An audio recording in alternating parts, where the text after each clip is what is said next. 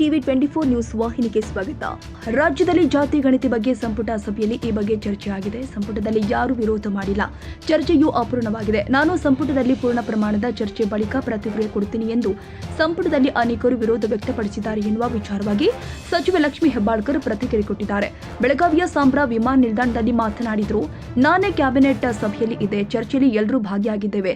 ಅವೈಜ್ಞಾನಿಕ ಎನ್ನುವ ಆರೋಪಕ್ಕೆ ನಾನು ಪ್ರತಿಕ್ರಿಯೆ ಕೊಡಲ್ಲ. ಶಿವಾನಂದ ಪಾಟೀಲ್ ಹಾಗೂ ಎಂಬಿಪಿ ನಡುವೆ ವಾದ ವಿವಾದ ನಡೆದಿಲ್ಲ. ಊಹಾಪೋಹಗಳಿಗೆ ಎಡೆಮಾಡಿಕೊಡುವುದು ಬೇಡ ಎಂದಿದ್ದಾರೆ. ಮುಸ್ಲಿಂ ಸಮುದಾಯ ಹೆಚ್ಚಿನ ಸಂಖ್ಯೆ ಬಗ್ಗೆ ಯಾವುದೇ ಚರ್ಚೆ ಆಗಿಲ್ಲ. ಯಾವುದೇ ಸಮಾಜಕ್ಕೆ ಹಾನಿಯಾಗಬಾರದು ಎಂಬ ರೀತಿಯಲ್ಲಿ ತೀರ್ಮಾನ ಆಗಲಿದೆ. ಎಲ್ಲರಿಗೂ ನ್ಯಾಯ ಕೊಡಿಸಬೇಕು ಎಂಬುದು ನಮ್ಮ ಉದ್ದೇಶವಾಗಿದೆ. ಮುಂದುವರಿದ ಹಾಗೂ ಹಿಂದುಳಿದ ಸಮುದಾಯಕ್ಕೆ ತೊಂದರೆಯಾಗಬಾರದು ಎಂಬ ರೀತಿಯಲ್ಲಿ ತೀರ್ಮಾನ ಆಗತ್ತೆ ಎಂದಿದ್ದಾರೆ. ನೋಡಿ, ಮೊನ್ನೆ ಕ್ಯಾಬಿನೆಟ್ನಲ್ಲಿ ಚರ್ಚೆ ಆಗಿದೆ. ಚರ್ಚೆ ಅರ್ಧ ಆಗಿದೆ, ಅಪೂರ್ಣ ಆಗಿದೆ. ಆ ಚರ್ಚೆ ಮುಂದುವರಿಯುತ್ತೆ. ಕ್ಯಾಬಿನೆಟ್ನಲ್ಲಿ ಚರ್ಚೆ ಆದಮೇಲೆ ಇದ್ರ ಬಗ್ಗೆ ರಿಯಾಕ್ಟ್ ಮಾಡ್ತೀವಿ. ಕ್ಯಾಬಿನೆಟ್ನಲ್ಲಿ ಕೂಡ ಸಾಕಷ್ಟು ಪರ ವಿರೋಧ ಕೂಡ ಯಾರೂ ವಿರೋಧ ಮಾಡಿಲ್ಲ. ಯಾಕಂದರೆ ಸ್ವಂತ ನಾವೆಲ್ಲ ಕ್ಯಾಬಿನೆಟ್ನಲ್ಲಿದ್ದಾಗ ಚರ್ಚೆ ಆಗಿದೆ. ಖಂಡಿತವಾಗ್ಲೂ ಇದೇನು ಮುಚ್ಚುಮರಿ ಅಂತಲ್ಲ. ರಾಜ್ಯದಲ್ಲಿ ಎಲ್ಲ ಜನರಿಗೆ ಇವತ್ತಿಲ್ಲ ನಾಳೆ ಗೊತ್ತಾಗೇ ಆಗುತ್ತೆ. ಯಾರೂ ಕೂಡ ಇದ್ರ ಬಗ್ಗೆ ವಿರೋಧ ಮಾಡಿಲ್ಲ. ಚರ್ಚೆ ಎಲ್ಲರೂ ಮಾಡಿದ್ದೀವಿ. ಚರ್ಚೆಯಲ್ಲಿ ಎಲ್ಲರೂ ಭಾಗವಹಿಸಿದ್ದೀವಿ. ಚರ್ಚೆ ಅಪೂರ್ಣ ಆಗಿದೆ.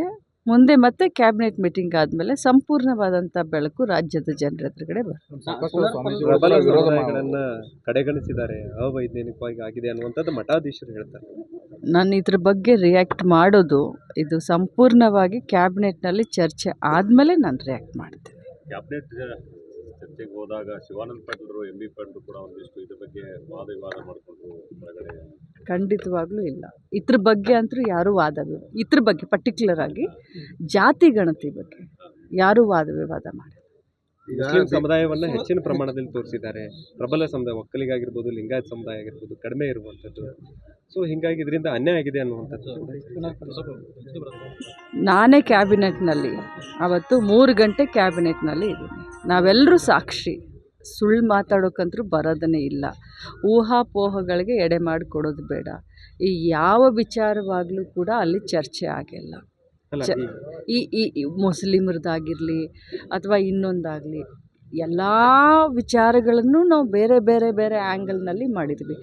ಯಾವುದೇ ಸಮುದಾಯಕ್ಕೆ ಅನ್ಯಾಯ ಆಗಬಾರ್ದು, ಯಾವುದೇ ಸಮುದಾಯಕ್ಕೂ ಕೂಡ ತೊಂದರೆ ಆಗಬಾರ್ದು, ಪಕ್ಷಕ್ಕೆ ಹಾನಿಯಾಗಬಾರ್ದು, ಎಲ್ಲರಿಗೂ ಕೂಡ ನ್ಯಾಯ ಸಿಗಬೇಕು. ಇದು ಒಂದೇ ಸಮಗ್ರವಾದಂಥ ಆ್ಯಂಗಲ್ನಲ್ಲಿ ಚರ್ಚೆ ಆಗಿದೆ. ಎಲ್ಲರನ್ನೂ ಜೊತೆಯಲ್ಲಿ ಕರ್ಕೊಂಡು ಹೋಗಬೇಕು.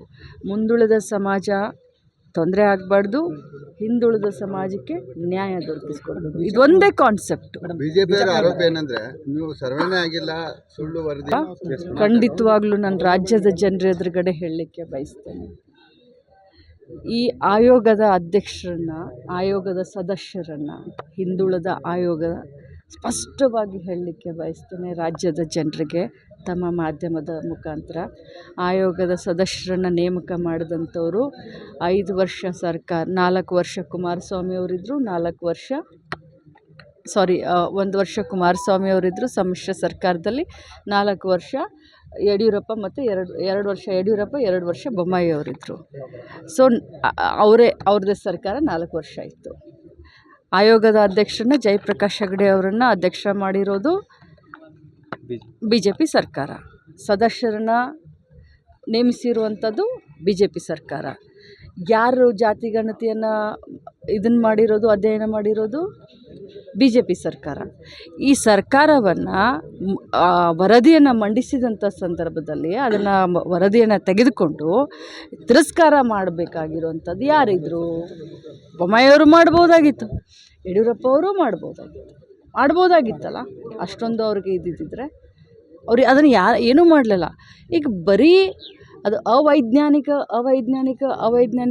ಒಪ್ಕೊಳ್ಳೋಣ. ಅದು ಏನಾದರೂ ಅದರಲ್ಲಿ ಲೋಪದೋಷ, ನಾನು ಕೂಡ ಮಾತಾಡಿದ್ದೀನಿ, ತಾವು ನನ್ನ ಸ್ಟೇಟ್ಮೆಂಟ್ ಕೂಡ ನೋಡಿದ್ದೀರ. ಸೊ ಅದನ್ನು ಮೊದಲು ಕ್ಯಾಬಿನೆಟ್ನಲ್ಲಿ ನೋಡೋಣ, ಚರ್ಚೆ ಮಾಡೋಣ.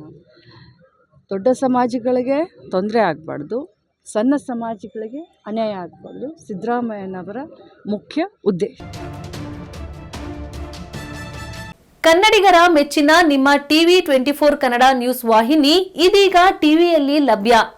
ಕರ್ನಾಟಕ ಮತ್ತು ದೇಶ ವಿದೇಶದ 360 ಡಿಗ್ರಿ ಸುದ್ದಿ ಹಾಗೂ ಉತ್ತರ ಕರ್ನಾಟಕ, ಬೆಳಗಾವಿ, ಬಾಗಲಕೋಟೆ, ಧಾರವಾಡ, ಹಾವೇರಿ, ಗದಗ, ಬಿಜಾಪುರ ಜಿಲ್ಲೆಯ ಕ್ಷಣ ಕ್ಷಣದ ವಿವರವನ್ನ ಪಡೆಯುವುದಕ್ಕೆ ಟಿವಿ 24 ಕನ್ನಡ ನ್ಯೂಸ್ ವಾಹಿನಿಯನ್ನ ಲೈಕ್ ಮಾಡಿ, ವಿಡಿಯೋಗಳನ್ನ ಶೇರ್ ಮಾಡಿ, ಕಮೆಂಟ್ ಮಾಡುವ ಮೂಲಕ ನಮ್ಮ ವಾಹಿನಿಗೆ ಸಹಕಾರ ನೀಡಿ ಮತ್ತು ಚಾನೆಲ್ ಅನ್ನ ಸಬ್ಸ್ಕ್ರೈಬ್ ಮಾಡಿ. Thank you.